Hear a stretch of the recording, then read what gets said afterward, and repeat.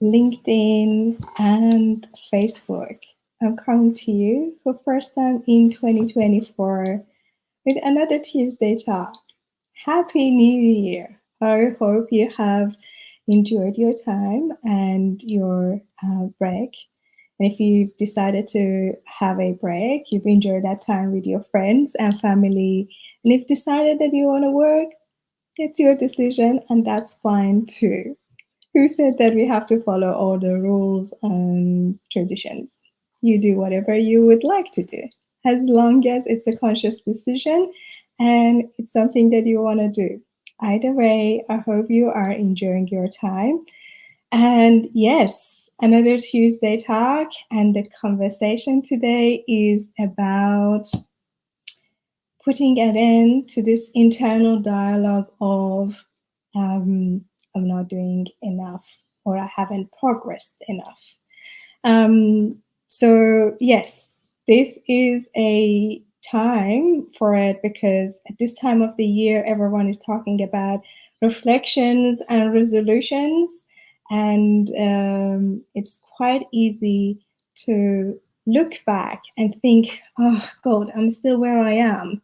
Or, oh, God, I wanted to, by this time of year, I wanted to achieve this and that, and I still haven't. Or just being critical. So, what I wanted to talk to you about is how to put an end to this, really, truly. And I'm an expert because I am one of those people that nothing is ever enough. And I really had to work on this. And also, it's interesting, when I started to do executive coaching as part of transformation, I realized I'm working with a lot of executives and senior seasoned professionals that they also think the same way.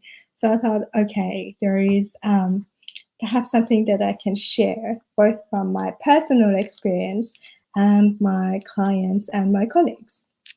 So if it's the first time that you are joining my Tuesday talk, welcome. Very glad to see you here. I always talk about two topics: landing higher profile roles, whatever higher profile looks like to you, and also talking about landing or creating high impact roles where you want to go beyond your organization and be seen as a thought leader. How would you do that? And why would a girl with a background in technology and business transformation start doing this? Because throughout my career and my work, I've always seen a lot of good people that they're really good at what they do, but they always go unseen or unnoticed and somehow taken for granted. They never get to the decision making points. And I thought, you know what?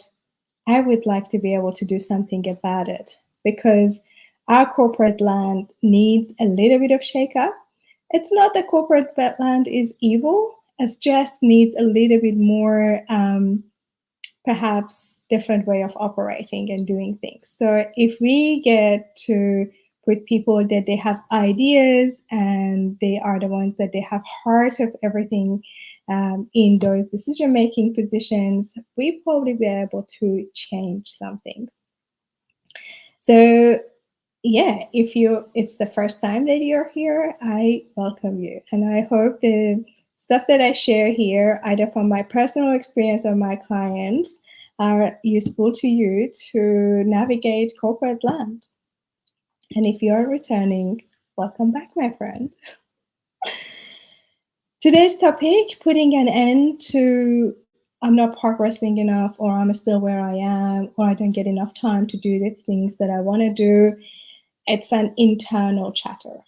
And in a tweet size answer, this is how you're going to put an end to it. It's to put and create hard evidence of your progress throughout the year. Let me explain. Traditionally, 100, 200 years ago, if you had a profession, a career, if you were building, a carpenter, a baker, anywhere that you were doing, the result of that work would have been a tangible thing that at the end of the day, at the end of the month, at the end of that period, you will put it in the hand of customer or people that they're using it. But now we are in a service-based organizations, and a lot, and particularly in technology, a lot of work that we do is not tangible. And on top of that, a lot of work that we do around the jobs that we have is also invisible. The effort that you put into going for networking, extra courses and classes that you go to, the books that you read, the conversations that you do on the side, these are all the work that we do, but we don't see them. So the idea here is to create a tangible evidence of your work and the progress that you've made throughout the year. And I'll explain and give you some examples as how to do that. But the why of it is to become quite aware of how much work we do and how much progress we've had. So when we want to reflect back, nothing is unseen. Nothing gets forgotten. So here are a couple of examples of creating hard evidence. First and foremost is the one that is nowadays spoken and talked about a lot. That's the journaling. If you have done anything to do with emotional intelligence, if you've done anything to do with mental health, journaling at the end of the day or somewhere in your routine is one of the most effective methods to work and maintain your mental health and personal growth. But having a notebook that throughout the year you have captured all the things that you've done, all the reflections that you have had, all the questions that you have answered for yourself, all of those things that you've done, the actual notebook that gets filled up, that is a physical, tangible evidence of progress.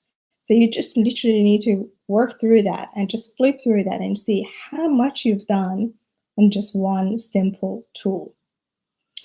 The other one is just having a physical calendar on a wall, all the events, all the things that you've done, all of the decisions that you've made throughout the year, even if there are not so many of them and calendar is not filled, but having a physical calendar will make all the things that you've done quite visual and tangible. Another example is having printouts. One of the exercises that I do with some of my clients is that I ask them to go through their emails, personal email and work email. And any email that has some sort of positive connotation to it. Well done on that. Thank you so much for sending that through. That was great. Anything that is positive, either coming from board or other senior people, excuse me, or coming from your team members, people that they are reporting to you. I ask them to print out every single one of those emails. I know all my sustainability and green friends will think I'm mad, but actually having a physical evidence of number of emails that has come to you throughout the year that says you've done something right, or you have accomplished something, or you've delivered something is a very good tangible evidence. You can always look at it and it's like, you know what? I actually have done something here. That was the third example. Fourth one, all the agile practitioners, and you know that I'm an agile practitioner, would know and use this quite a lot, and that's use of a sticky notes and post-it notes. Having them, well, I'm crazy about that, but I don't count. But having those sticky notes as tasks that has been completed or things that have been once upon a time your goals and you have delivered them becomes a tangible evidence. I wasn't planning to show you this, but just one second. I actually have my tasks that they've been completed throughout the year in my drawer. I don't even know what they are now, and I don't tend to go and look at them. But these are the things that, as I complete tasks, either for myself or for my clients, I just keep them. And then at the end of the year, I might do something with them. At least they're not going to be in that drawer anymore.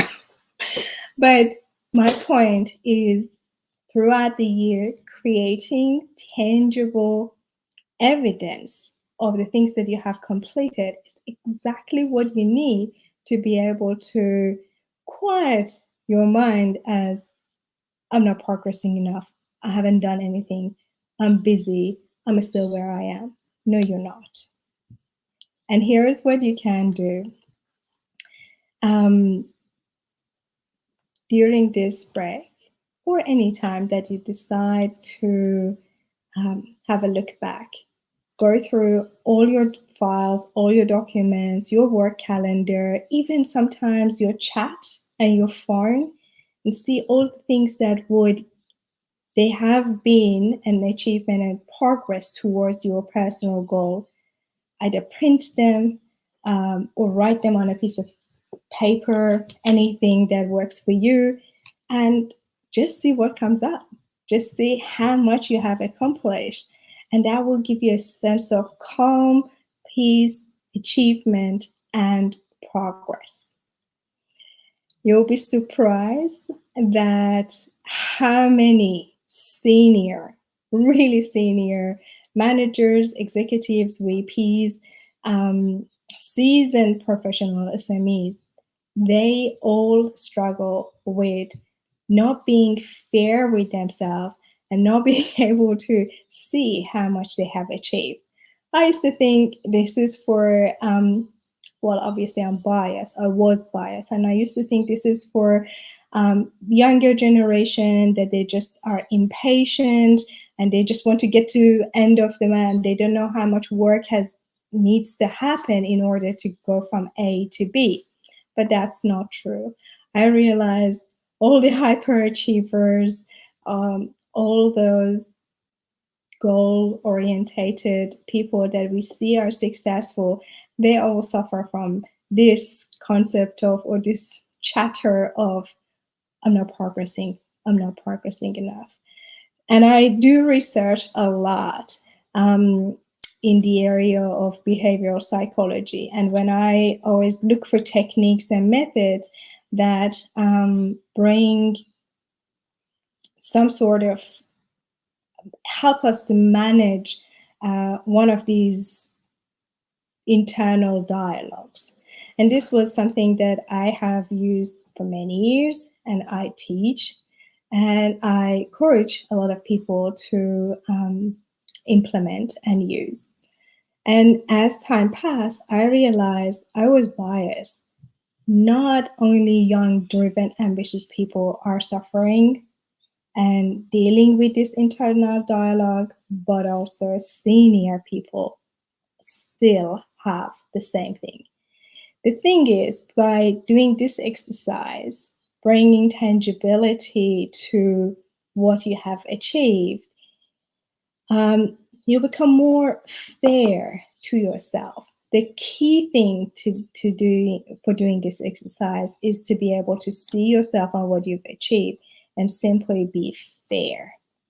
That's all is needed. You don't need to, basically, when you go through your emails, your text messages, you keep scrolling. For you to be able to consider something as micro achievement or a win or something positive, that awareness is great.